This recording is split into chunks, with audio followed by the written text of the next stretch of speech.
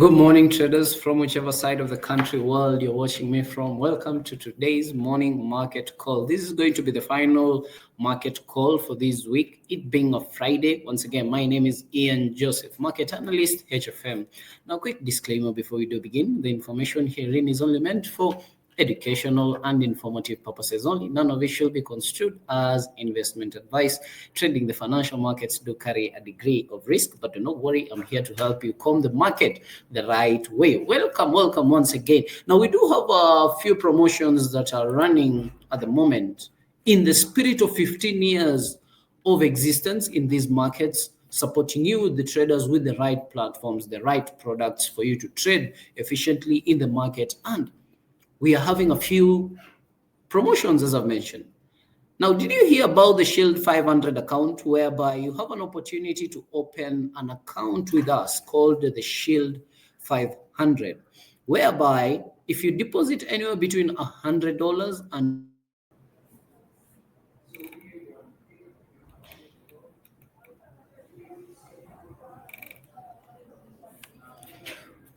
sorry about the technical difficulty. As I was mentioning, we do have the Shield 500 account, whereby you have an opportunity to open the account with us, deposit anywhere between $100 and $500, and whatever losses you do incur within the first 25 days, we shall refund you the full amount up to $500.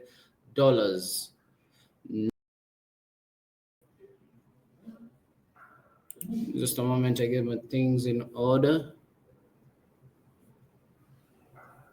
Sorry about the technical difficulty, okay? Now, we also have the Pure Gold giveaway, whereby you have a chance. If you do go over to the HFM website, application, whichever the case, go under promotions. We do have the Pure Gold giveaway, whereby if you do open it, it's going to take you to this tab, whereby we do have 12 days currently ongoing, meaning you still have a good shot at it, whereby you have a chance to join the promotion, the Pure Gold giveaway, trade 100 standard lot size in gold using any account type, hit the target and win 10 grams of pure gold. We are going to have unlimited winners on this promotion. There's not going to be a maximum number of people who are going to walk home with the 10 grams of gold. Now, not only that, we do have the Battle of the Elite, whereby you have a chance to become Kenya's Dawn. What bees claim the crown, stand a chance to win 650,000 Kenyan shillings. Now, the first person, once again, is going to walk home with $5,000. Number 2 is going to walk home with $2,000. Number 3 is going to walk home with $1,000. We are going to have 10 lucky winners in the lucky draw who are going to walk home with $200 each. Now, how do you join? Once again, you go over to your HF, if it's an application, or the website under promotions, Battle of the Elite, and join the promotion. Open a Battle of the Elite trading account and deposit at least $100.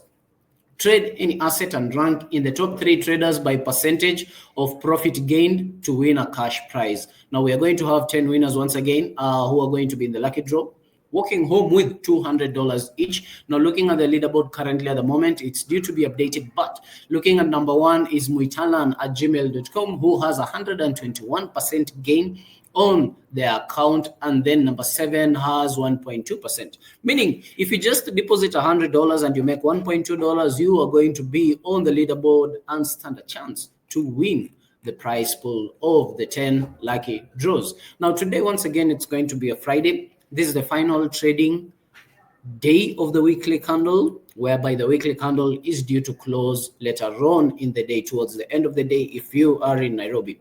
Now, looking at it from this perspective, where will you want to start generating ideas from? You've woken up in the morning, the best place for you to start is the economic calendar, and this is going to help you start generating ideas of what you're supposed to look at. Now, earlier on in the morning, we did have New Zealand dollar releasing their Morgan consumer confidence. Now, this is a very, very leading indicator, whereby we are looking at this data. It's going to look at how consumers are confident about the financial markets currently at the moment. The previous number was 92.0. The actual number came out better than anticipated at 94.6. which is actually really good. Now, the consumer confidence is released by the ANZ and is a leading index that measures the level of consumer confidence in an economic activity. A high level of consumer confidence stimulates economic expansion, while a low level drives to economic downturn. Now, a high reading is usually seen as positive or bullish for the New Zealand dollar, while a low reading is usually seen as negative or bearish for the New Zealand dollar.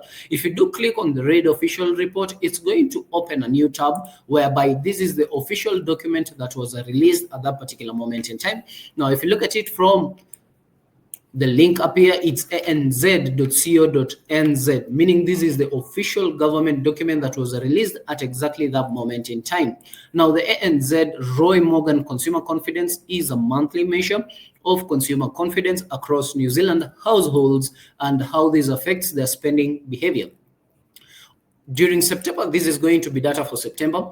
The consumer confidence rose from 92.0 to 94.6 in September, unwinding the fall seen last month. Confidence was marked lower in the days following the release of the very weak Q2 GDP data. The proportion of households think it's a good time to buy a major household item. Very, very interesting. The best retail indicator rose 1 point to -11. Inflation expectations was steady at 4.8. Now, we have been talking about this in our live classes very, very often. And we are situated at Westland's 5th floor Oval Office off the Ring Road, whereby we usually look at this data and we look at seasonality. There are trends into how people usually buy and sell into the markets. When you look at seasonality speaking, this data is showing us that the proportion of households right now, they think it's a good time to buy a major household item. If they think of buying a TV, a fridge, or whatever else furniture, this is the perfect time for them to buy. Why? Because of the seasonality trend that we are in currently at the moment. When we are looking at the markets, the way the markets behave in January, February, March, throughout December is going to be very different. Now, looking at New Zealand currently at the moment, it's when the weather is really, really good. And as a result, we are seeing more money in circulation because of tourists, because of the perfect weather. Everything that is aligning to a good economy currently is happening to the New Zealand region. Now, this data is showing us that, okay, people are really spending. The consumers are positive about what is happening currently at the moment. Now, looking at August 2025, the consumer confidence did fall by 3 points to 92 in August, its lowest level in 10 months. The proportion of households do believe also it's a good time to buy a major household item fell 4 points to -12. Inflation expectations did fall 0.3 points to 4.8%. Now, looking at this data, how is this important to you as a trader? When you're looking at this piece of information, look at it. We have an orange bar, meaning this is moderate volatility that is expected in the markets. Whenever you see this data coming out better than forecast, it means that if I go to my charts, I need to look at more long opportunities on the New Zealand dollar. Now, the data that has been released of late has been very, very positive about the New Zealand economy, and this is what you would want to look at for you to ask yourself, if I was to go to the charts today, would I want to look at long opportunities or short opportunities on that specific currency? At exactly 2:30 a.m. today, we did have Tokyo CPI. Now, we usually receive 2 sets of data at exactly this time, whereby we have the core CPI and the CPI itself. Now, the core CPI is going to exclude food and energy, which are very volatile, and then the CPI itself is going to include food and energy. When we are looking at this information, the CPI is the Consumer Price Index, which measures prices fluctuations of goods and services purchased by households in the Tokyo region. The index is widely considered as a leading indicator of Japan's overall CPI, as it's published weeks before the nationwide reading. Now, the gauge excluding food and energy is widely used to measure underlying inflation trends, as these 2 components are more volatile. The year-on-year reading compares prices in reference month to the same month a year earlier, whereas a high reading is usually seen as bullish for the Japanese yen, while a low reading is usually seen as bearish for the Japanese yen. Now, looking at the data, the previous number was 3.0.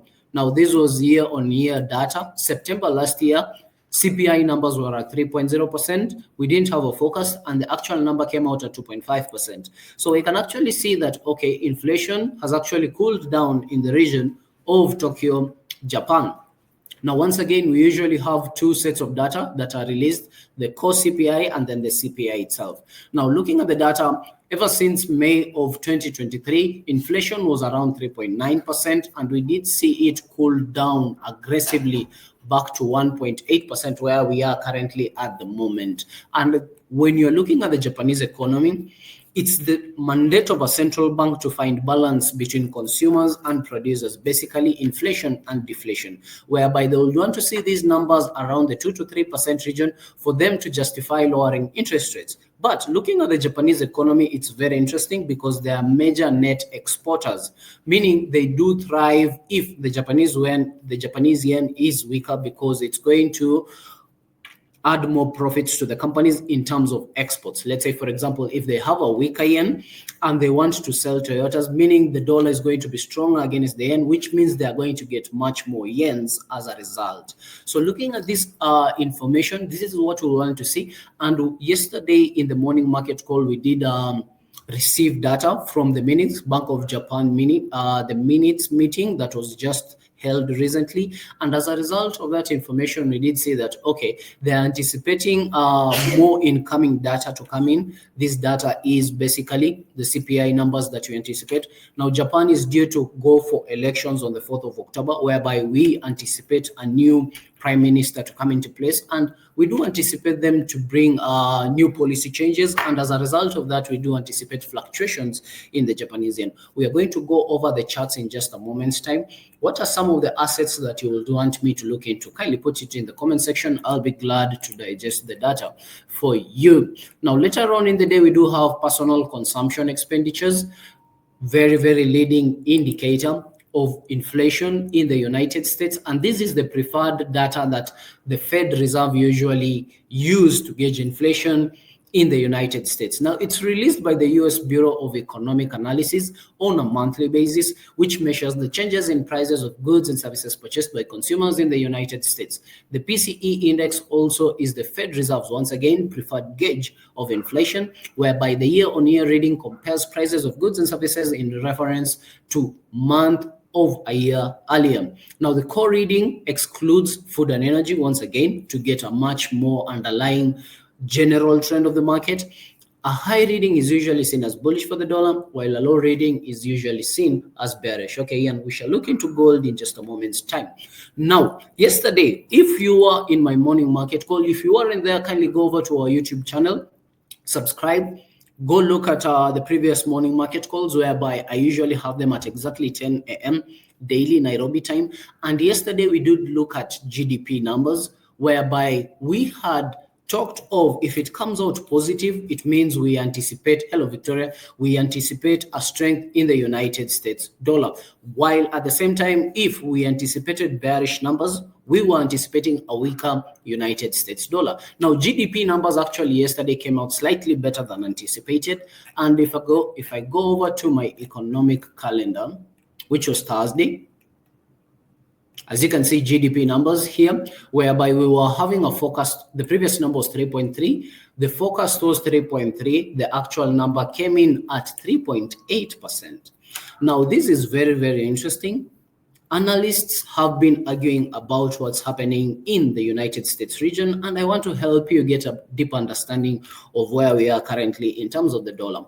Now, looking at the previous two NFP numbers, they have come in actually lesser than anticipated, less than 100,000 jobs being created per month, which is the first time in 4 years we have seen such a thing happen. And the last time we were at this point was during the pandemic region. And we anticipated the United States dollar to be weaker, but at the same time, we are seeing GDP numbers coming out positive, better than anticipated. Yes, people could argue that, okay, people are losing jobs in the United States, but at the same time, the economy is growing. And as a result of this, we are going to look into the charts in just a moment's time to look at how some of the assets, including gold, including USD JPY, how do they react as a result of this information yesterday. Now, today we are going to have the PCE, once again, which is the personal consumption expenditures, which is going to gauge inflation. In the recent meetings of Jerome Powell, he did mention that, okay, we have been seeing inflation, but these costs are not being passed on to the consumers as of yet. And they would want to look at incoming data. This incoming data essentially is the inflationary numbers. If this data today picks up, we can say that, okay, as a result of the tariffs, we are seeing consumption expenditures move to the upper side because now the costs are going to be passed on to the consumers. When you look at the United States, they are very heavy on consumption. And this is the leading data that the Fed Reserve usually look out to.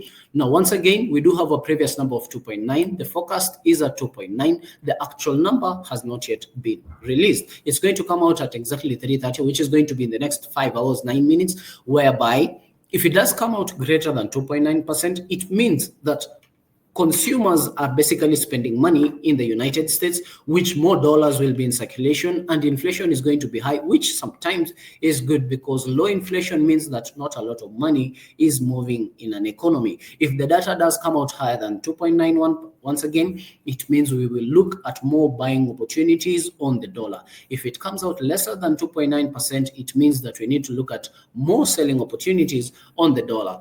Towards the end of the day, at exactly 10:30, we are going to receive the updates on the commitment of traders. Very important data that I usually like looking into, understanding how institutions have been positioning themselves over the past week. Now, the last data was updated was back on 16th of September, which was last week, Tuesday.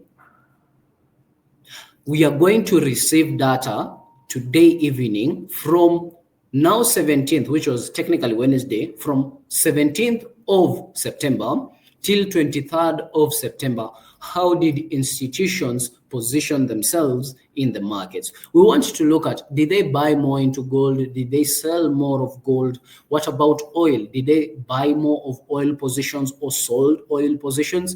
Looking at the British pound, also the Japanese yen, the euro, and the Australian dollar. Now, if you want to look at this information, the HFM website usually consolidates it into a much more digestible manner. But if you want to go to the data itself, you go to cftc.gov. So the CFTC essentially, which is the government website whereby institutions usually update their information. So under market data and economic analysis, you want to go to commitment of traders, whereby, let's say, for example, we want to look at metals and others, we want to go to the short format. And this is where we are currently at the moment on gold. Under managed money, we can see that institutions offloaded quite a significant amount of positions from September 9 to September 16th. And we are going to receive data now from September 16th till September 23rd, which was this Tuesday, whereby we would want to look at how institutions either added positions or offloaded positions in the market. Now, this is going to help us if you're a swing trader or a day trader. This information is very valuable because it shows you how institutions are positioning themselves in the long run perspective, which is going to help you understand the overall trend of the markets. Are institutions bullish or bearish on that specific asset that you're going to look at? Now, that's going to be for the data, but I would want us to look at what is happening first on oil. We are going to start with oil today, whereby Russia did move to extend gasoline export ban until 2026 as shortages did persist. Now, Ukraine and Russia are still fighting, and there is a new tactic that Ukraine has actually come up with, whereby they would want to bomb oil production facilities in Russia. We did see earlier this week whereby Ukraine did send over 80 drones into Russia, and then they bombed the third largest refinery in Russia, which is capable of producing 355,000 barrels a day. GS Labor will look into that matter, okay? Which is very, very significant. Once again, the third largest producer of oil in Russia was bombed earlier this week, and as a result of that, Russia did extend gasoline exports, and we did see prices of oil move to the upper side, and this is what we will want to start with today, whereby let's start with US oil. So US oil and UK oil, they're positively correlated. Now, WTI oil, or known as US oil. Okay, this is Brent oil. I will want US oil. I don't have it here. Okay, let me add it. Okay, here it is. So US oil, as we have seen, ever since the Ukraine did attack Russia's inventory, it did affect supply and demand of the precious commodity, whereby prices was rallying to the downside, making lower lows, lower highs, lower lows, lower highs, lower lows, lower high. But it reached this particular point on the 23rd of September, whereby this was Tuesday. We did see prices form a bottom. This low failed to break this low.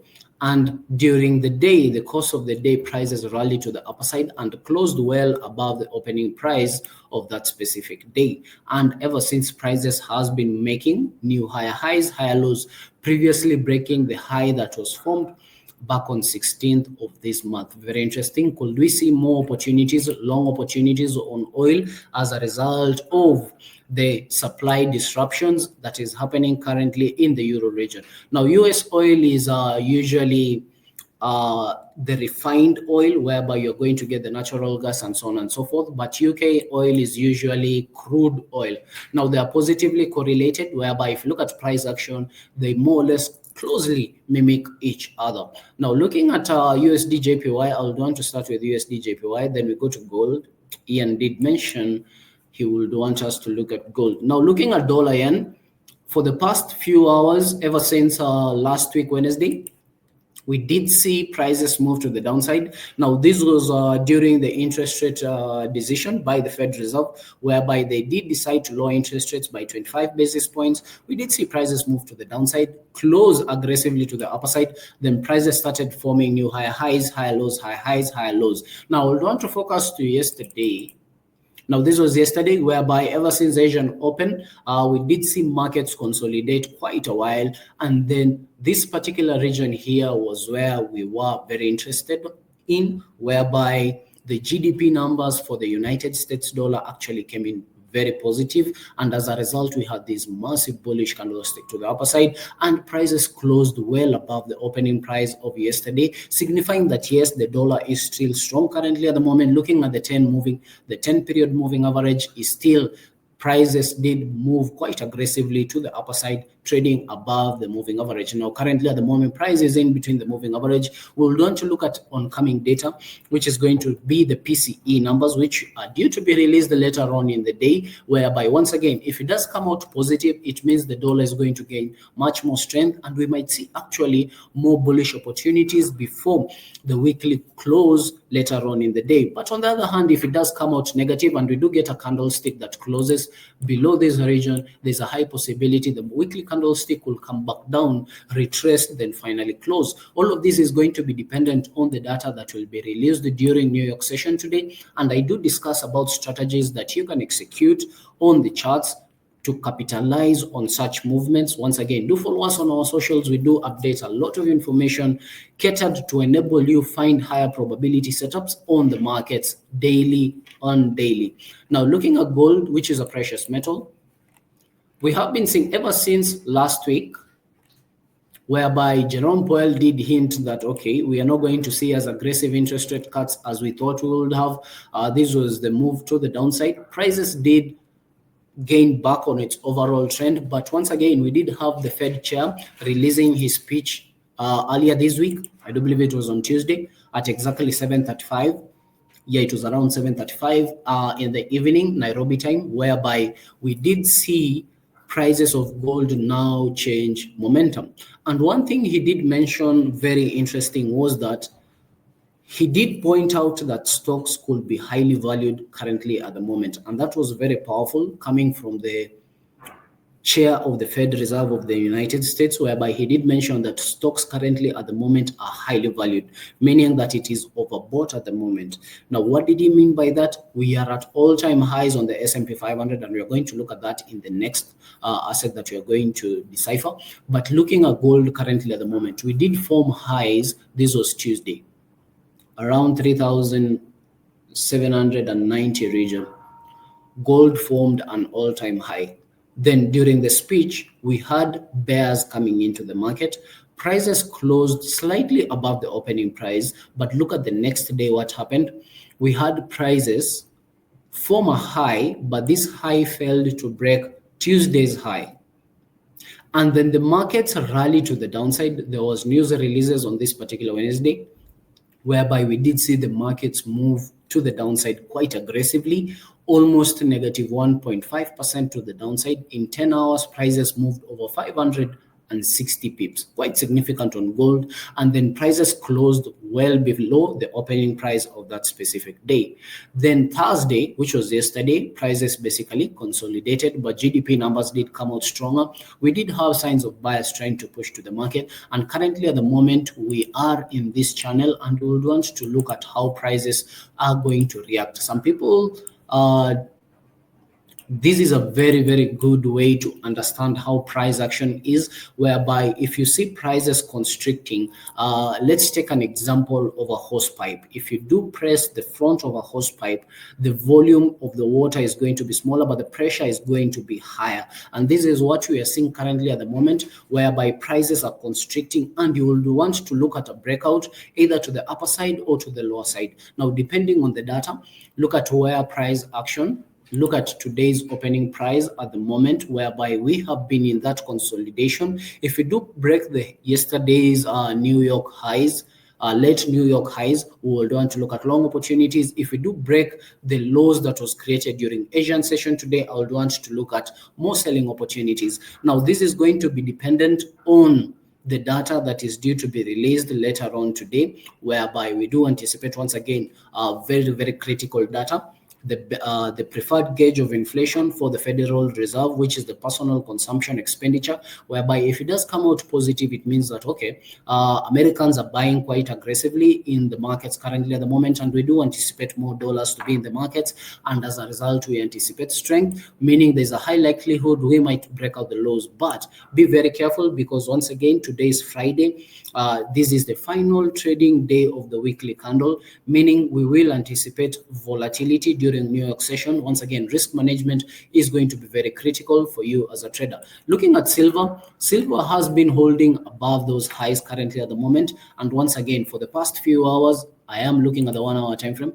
For the past 20 hours or so, prices are neither making clear higher highs or clear lower lows. Looking at today's price action, prices did open here, move to the downside quite significantly, but currently at the moment we are trading about the opening price of the daily candlestick, and we'll want to see if prices closes well below this region, depending on the data that will come out later on today. I would want to look at more selling opportunities on the silver metal. If we do close above this region, I would want to look at more long opportunities on the silver metal. Now, once again, this is going to be dependent on the data that we are due to receive later on in the day, first being the PCE, then we are going to have the commitment of traders, whereby we do anticipate to see how institutions have been pushing money from 16th, let's say 17th of September till 23rd of September, which the commitment of traders usually is updated every Tuesday, but it will be made available to the public every Friday. Yes, we can see prices did move to the upper side, and we want to see, did institutions buy more of silver or did they cover their positions? Now, looking at indices, if you want me to digest any asset that you want, kindly put it in the chat box. Follow us on our socials so that you can be updated each and every day. Now, looking at S&P 500, ever since that day, Tuesday, whereby we did see and hear from Jerome Powell, whereby he did mention that stocks are overvalued.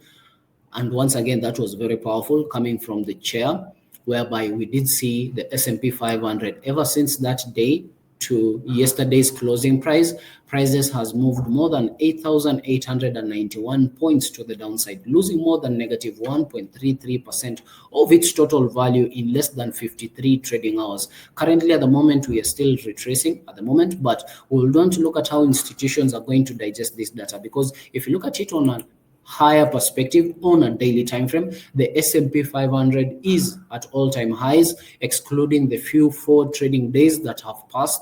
But currently, at the moment, the S&P 500 is doing really well, coming from these lows that was formed during April. The index has gained almost 38.99% in less than 120 trading days. This is the best run that the S&P 500 has had in over 10 years. And Jerome Powell did hint that, okay, these stocks are overvalued, meaning if our investors were looking at his information, they will start covering their positions, and as a result, we did see prices make a high, and this high failed to break the most recent high above this region, and prices continued moving further down and closed well below the opening price of that specific day. Then the trend started continuing also to the downside, whereby on Thursday, which was yesterday, prices opened, moved to the upper side slightly, and aggressively moved to the downside when GDP numbers did come out positive. And today, could we anticipate a similar price action playing out? Only one way to find out, depending on the data that is due to be released today. Let me go over if you do have any questions currently at the moment. Peter Sharago, well, thank you for being the first one to join. Okay, I do believe we have looked at gold. Okay, so hfm.com website says I've been blocked. What could be the issue? We shall get back to you. We shall get back to you, just boy. Okay, if there are no questions, we'll see you on Monday. Once again, risk management is going to be very critical on this closing day of the weekly candle. Always ensure that the goal number one of a trader is capital preservation. Always ensure that at the end of the day, you have an account that you can wake up to tomorrow. Technically not tomorrow, because tomorrow is going to be a Saturday, but I shall see you on Monday. Take care of yourselves. Stay safe. God bless.